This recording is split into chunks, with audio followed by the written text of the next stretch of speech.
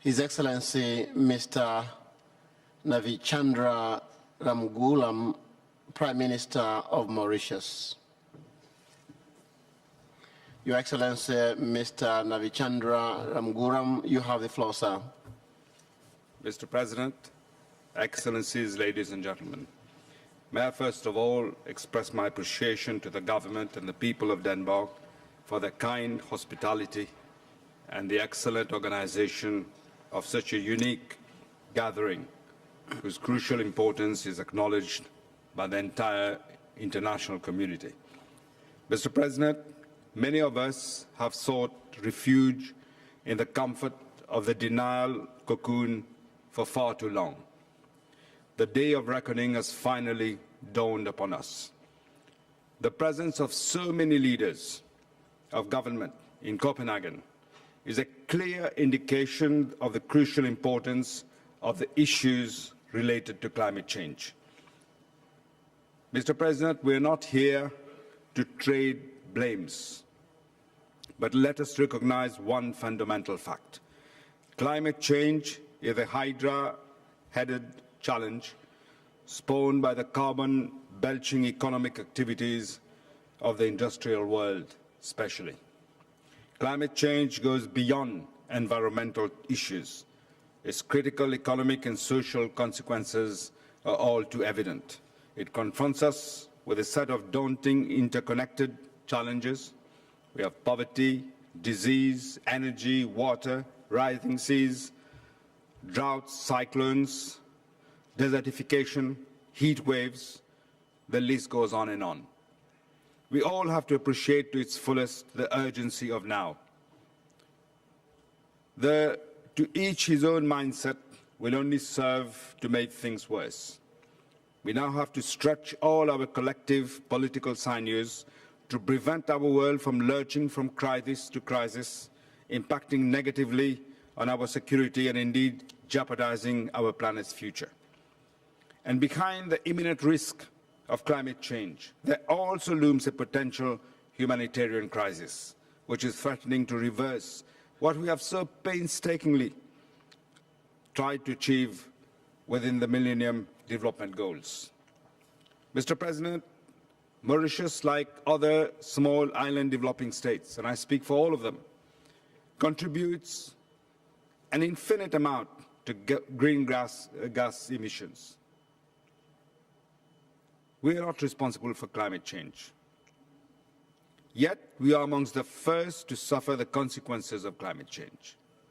Climate change is being caused mostly by the richest countries and yet felt mostly by the poorest countries. And we have limited resources. That is why we must have an agreement based on the principle of common but differentiated responsibilities. We must have an agreement which is fair, which is sustainable, and which we can measure and verify. And also, we must have a governance structure which facilitates disbursement of funds and technology transfer for such sustainable development. Mauritius welcomes the proposal initiated by the British Prime Minister, Mr. Gordon Brown, of $10 billion annually starting from January 2010 for the next 3 years, and then a further amount. But let me recall also that at the Commonwealth Heads of Government meeting we recently had in Trinidad and Tobago, we agreed that out of this $10 billion annually, at least 10% must be for small island developing states, because we are the most vulnerable. We must stop looking at climate change from our own narrow national perspectives. We must act together with a common purpose in mind. We must act from a global perspective to ensure the survival of our only home planet, planet Earth. You know, Mr. President, I sometimes ask people if they have looked at the pictures that unmanned spacecrafts have sent from planet Mars. I ask them, what do you see? What do we see? A desolate, barren desert of a planet. That is what planet Mars is. And compare planet Mars to planet Earth, our own planet. And we're not that far away from each other. Yet compare the pictures when you see them. And you must immediately see the difference between the two planets. It makes you realize what a wonderful home planet we have. You understand the miracle of life and the beauty of our own blue planet, which stands out in the vast expanse of the darkness of the universe. Yet we now have evidence that planet Mars had plenty of water once. We now have this evidence. We are getting it. It appears even that there might still be water underneath its core. We must therefore take a long, hard look at these pictures from Mars. We must realize that the fate of planet Mars can be the fate of our own planet Earth if we do not wake up to the imminent dangers we face and act together in a responsible manner. This conference must be the first global alliance of 192 countries to act with a common purpose for nothing less than the survival of our home planet. That is why we must stop wrangling about clauses here and clauses there. We must get on with the job and get a consensus. It is essential. Even for a small island developing state like Mauritius, I have introduced an ambitious project to drastically reduce our dependency on fossil fuels and to change the mindsets of our countrymen. This is the Mauritius Durable project that we have started, the Mauritius Sustainable Project.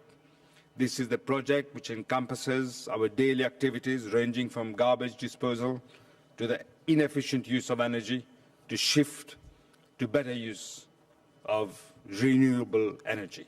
I want to inculcate a more responsible behavior in my countrymen, especially the young, towards the environment and the use of scarce resources. Use of bagasse, for example, which is a byproduct from sugarcane, to lessen our dependency on fossil fuel. It demands new technology. It demands changing habits. It is about changing carefree attitude and building viable industries using clean technology. As soon as I became Prime Minister again in 2005, I canceled a loan from the African Development Bank, which the previous government had signed, had contracted for a huge road project, which was going to go through a valley endowed by the most unique biodiversity and would have involved felling of thousands of trees. This would have been an environmental disaster. I canceled it. Last year, we created a fund for the Mauritius Durable project with $40 million to embark on projects and programs for sustainable development. We are giving initiatives to our people to change their habits, change their light bulbs. You can exchange your light bulbs to get more efficient ones, to buy solar heaters, tax-free for a while, and other such initiatives.